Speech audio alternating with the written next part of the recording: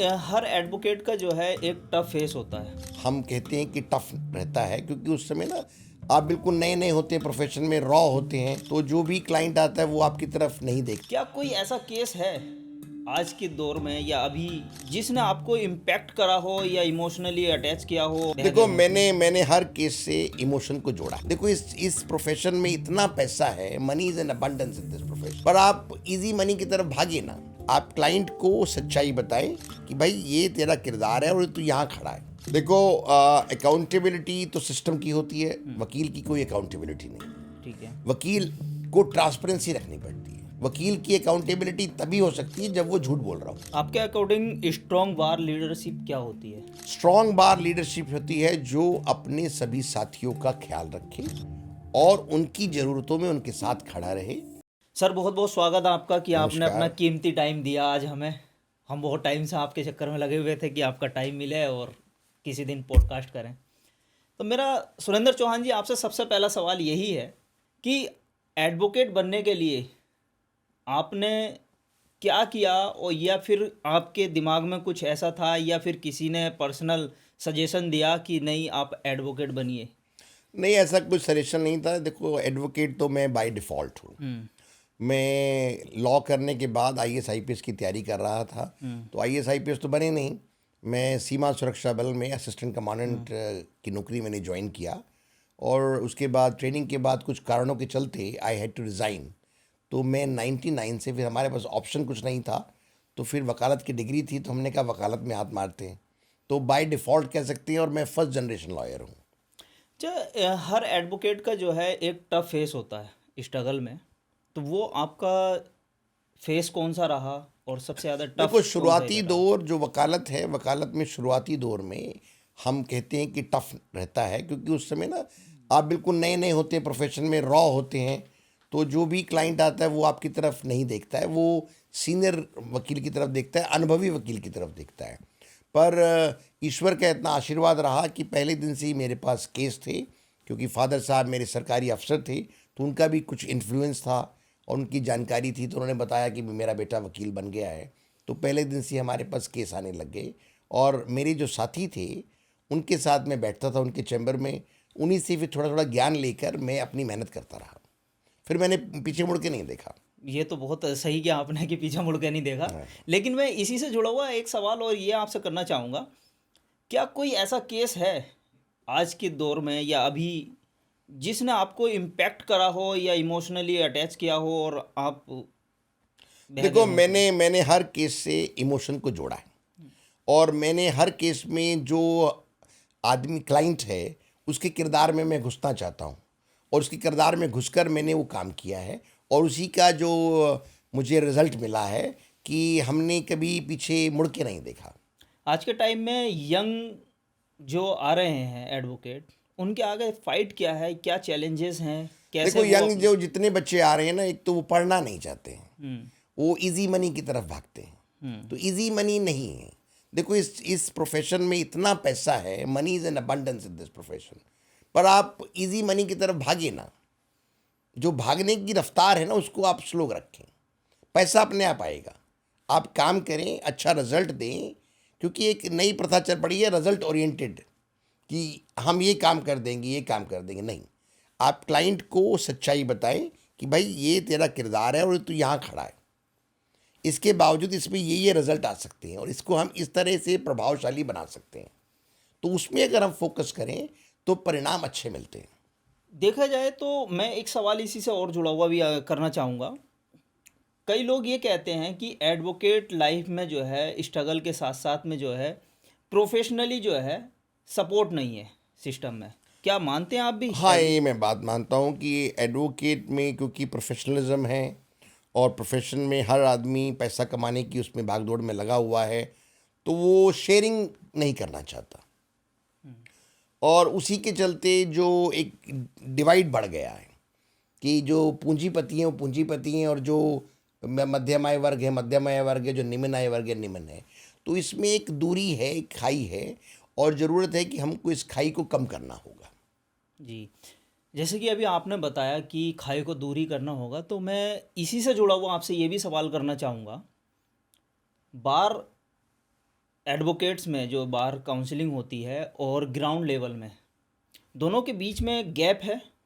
हाँ, थोड़ा गैप है। देखो, हमारी जो बार बॉडीज़ हैं, वो बार बॉडीज़ का जो हमारा जो काम रह गया है, केवल और केवल अभी कोर्ट में संचालन ठीक रहे, पार्किंग सुविधा सही रहे, टॉयलेट्स का सिस्टम सही रहे, वकीलों के लिए कैफेटेरिया अच्छा हो, हम उसी तक सीमित रह गए हैं। हमने अच्छी अच्छी लाइब्रेरी नहीं बनाई, हमने अच्छे अच्छे गैजेट्स को उपलब्ध नहीं कराया, हमने जितने भी हमारी यंगर जनरेशन है उनके लिए रेगुलर इंटरवल्स पे हमने अच्छे अच्छे हमारे जितने सीनियर साथी हैं, वकील साहिबान हैं, जजेस हैं, उनके लिए हमने इंटरेक्शन क्लासेस शुरू नहीं की।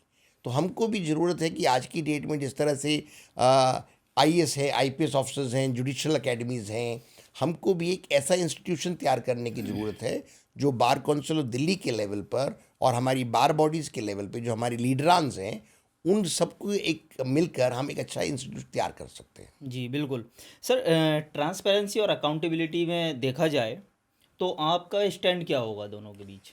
देखो, अकाउंटेबिलिटी तो सिस्टम की होती है, वकील की कोई अकाउंटेबिलिटी नहीं है। ठीक है। वकील को ट्रांसपेरेंसी रखनी पड़ती है। वकील अगर ट्रांसपेरेंसी से काम करेगा तो उसके अच्छे परिणाम मिलते हैं। और जो अकाउंटेबिलिटी है, वकील की अकाउंटेबिलिटी नहीं है।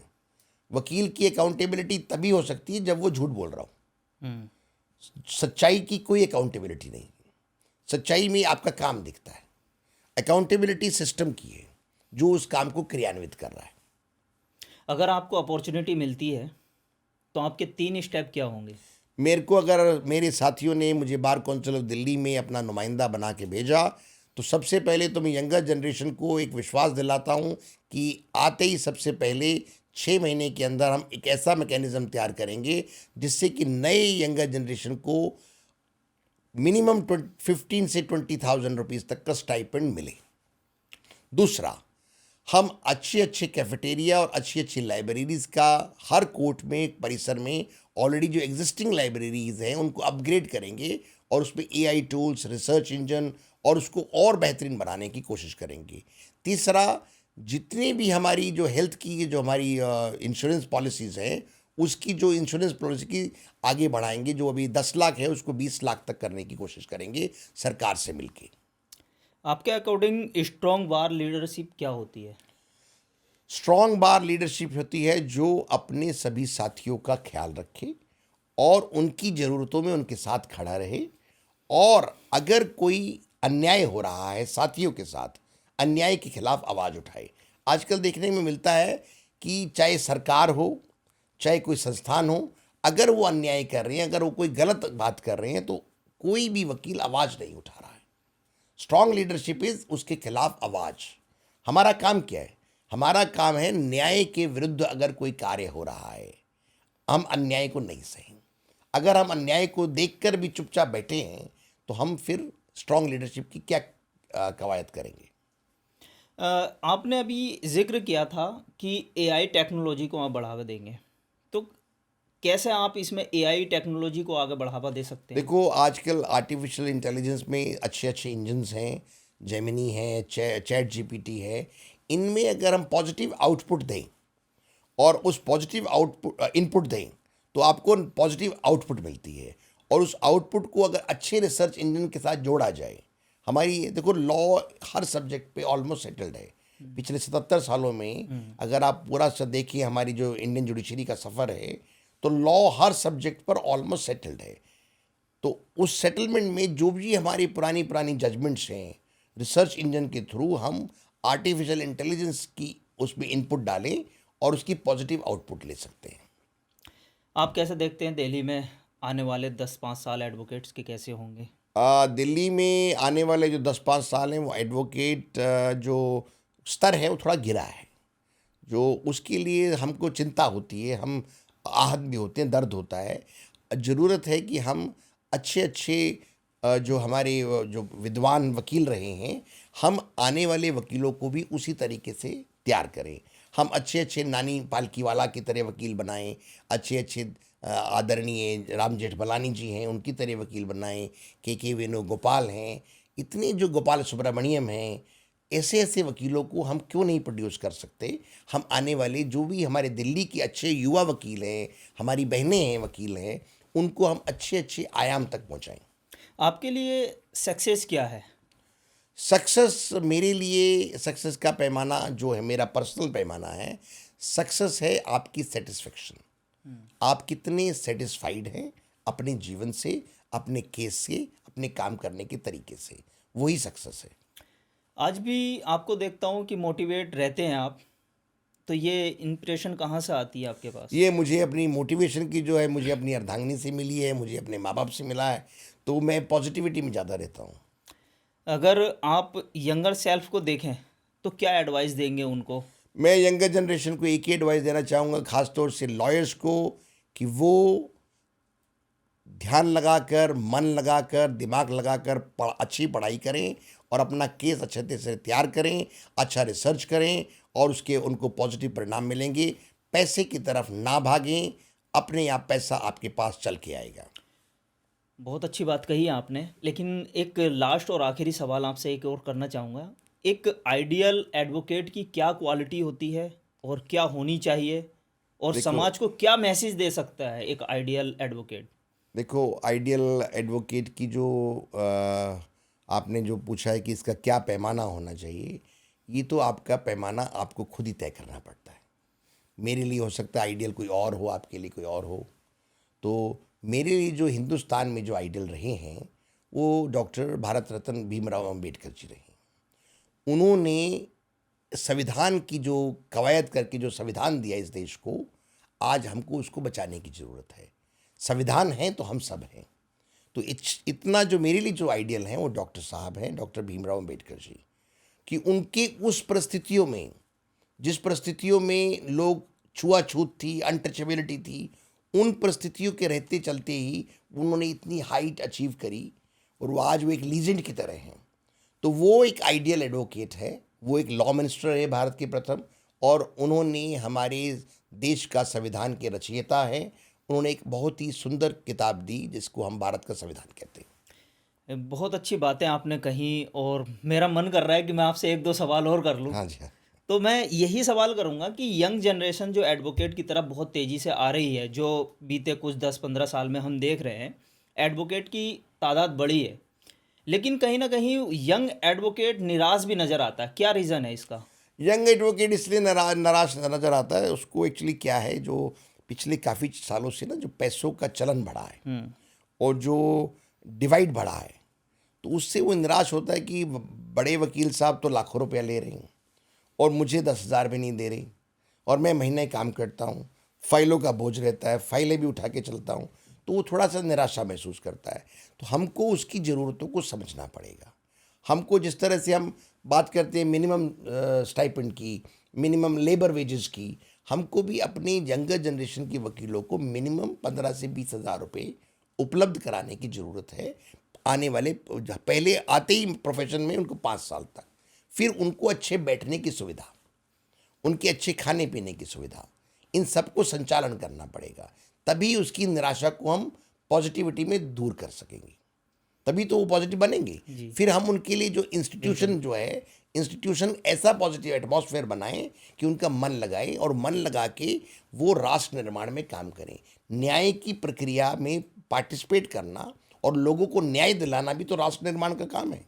तो जितने भी वकील हैं वो भी राष्ट्र निर्माण में उनका अभिन्न योगदान है।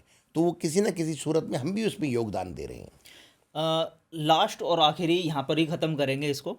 मैं एक सवाल और पूछना चाहूँगा कि आज के दौर में एडवोकेट के साथ में, जैसे कि शुरू में भी मैंने आपसे सवाल करा था और चलते चलते फिर ये सवाल करना चाहूँगा, आज वकील कहाँ स्टैंड कर रहा है? क्योंकि कहीं ना कहीं वकीलों के ऊपर अत्याचार हो रहे हैं, जैसे कि आपने भी कहा था, और आजकल वीडियो में भी हम देख रहे हैं।